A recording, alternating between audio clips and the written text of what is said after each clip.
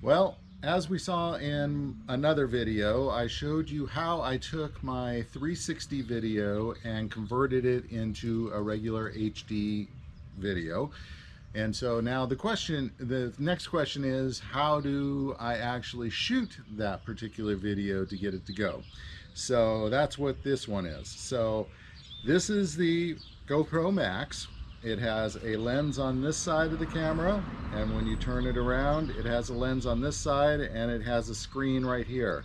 And actually, if I turn it on, you can see that the screen will light up, and it's just like a regular GoPro, and you're just able to use the menus and stuff.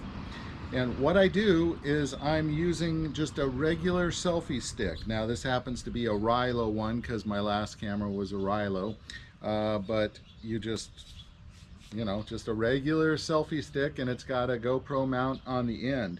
And what happens with the selfie stick is the way that the 360 cameras work is you cannot see the stick. It eliminates the stick as long as the camera is straight up and down. So if I tilted the camera, you'd see the stick.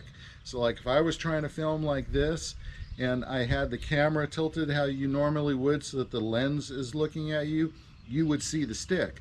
But if I'm doing a 360 video, then you leave it straight, just like this, and the stick will essentially disappear as long as it's thin enough. So that's the first thing.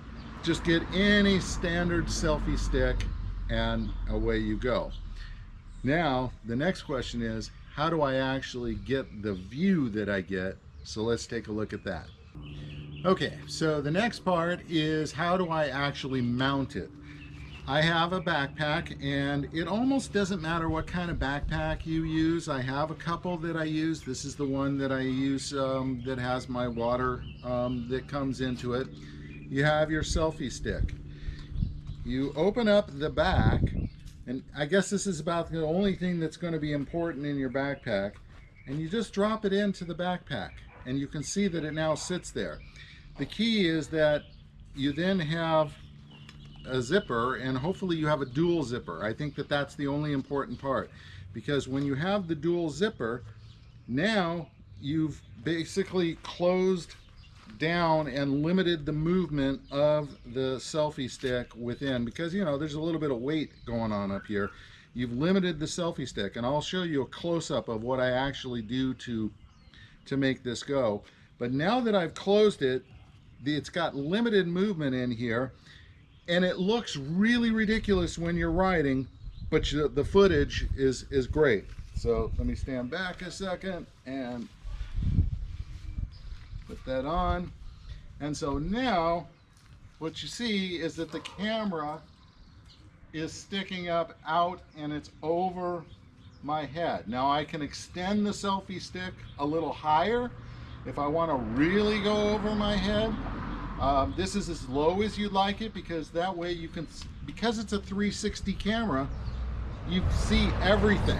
And so if you use a normal mount, which is like on your handlebar, your body is blocking your 360 view. That's why the backpack mount works so well, is because now it can see all around you, and you get a little bit of your helmet. So if you really don't want your helmet in there and see you riding, then you raise it up a little bit higher, and then you're looking over everything, and now you see it all. You can see straight down on me, you can look up at the sky, you can look 360, and it works really good.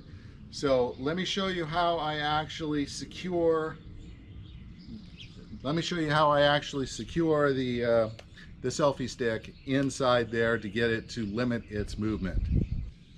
Okay, so let's take a look at how I actually secure the selfie stick. I use a little product called a cable clamp. I've had these, you can get them at Home Depot. I've had these things forever. It's like a zip tie, except they undo, and they sell them in a whole bunch of different sizes. Well, it turns out that this is perfect for what I want. So all I do is I thread it through the one loop here. I wrap it around the stick.